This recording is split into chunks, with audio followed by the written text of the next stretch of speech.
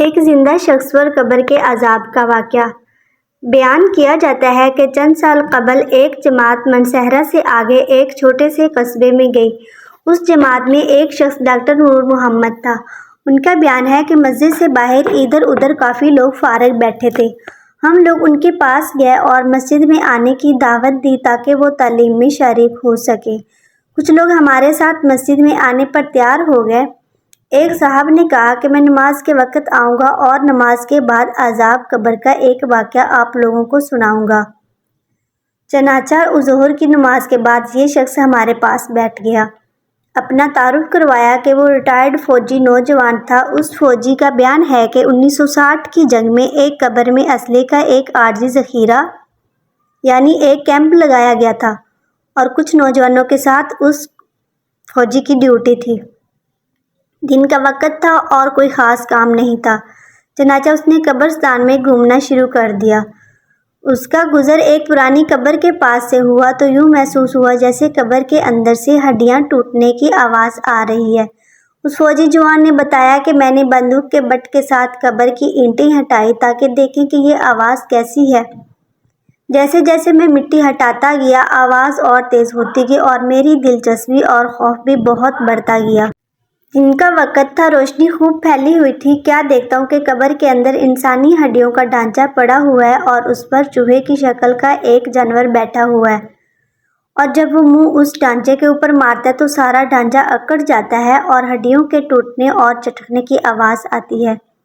میرے سامنے اس جانور نے 3 مرتبہ اپنا منہ ہڈی پر مارا۔ مجھے بہت ترس آیا کہ یہ جانور اس کو بہت تکلیف پہنچا رہا ہے، چنانچہ رائفل سے جب میں نے اس جانور کو مارنے کا ارادہ کیا تو وہ مٹی میں چھپ گیا۔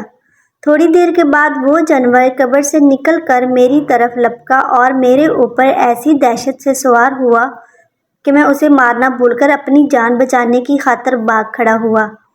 کافی دور جانے کے بعد میں نے مڑ کر دیکھا، وہ جانور میرے پیچھے تیزی سے بھاگا آ رہا تھا۔ قریب ہی پانی کا ایک گڑھا تھا۔ اس جانور سے بچنے کے لیے میں اس جوہر یعنی گڑھے میں داخل ہو گیا۔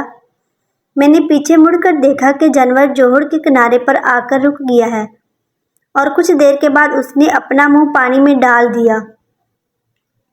یکدم پانی کھولنے لگا۔ میں بھاگ کر جوہر سے نکلا۔ میری ٹانگیں جل رہی تھیں، بہت جلد سرخ ہو چکی اور آبلے پڑ چکے تھے۔ درد کی شدت سے میرا چلنا محال ہو گیا تھا۔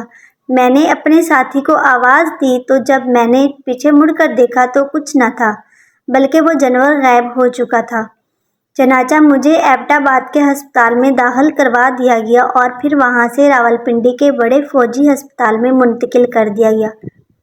میری ٹانگوں کا گوشت گلنا شروع ہو گیا تھا۔ ہر وقت بدبودار پیپ اور خون رستا رہتا تھا۔ کسی علاج سے فائدہ نہیں ہوا مگر مرض بڑھتا گیا۔ جیسے جیسے دوائی لگتی رہی ویسے ویسے جسم سے گوشت علیحدہ ہوتا گیا۔ اس وقت دونوں ٹانگوں کی صرف ہڈیاں بچ گئی ہیں۔ گوشت ایسا ایسا گل کر علیحدہ ہو چکا ہے اور ہر وقت مردے کی بدبو آتی رہتی ہے۔ پھر اس شخص نے ہمیں اپنی دونوں ٹانگیں دکھائی جن پر پٹیاں بندھی ہوئی تھیں۔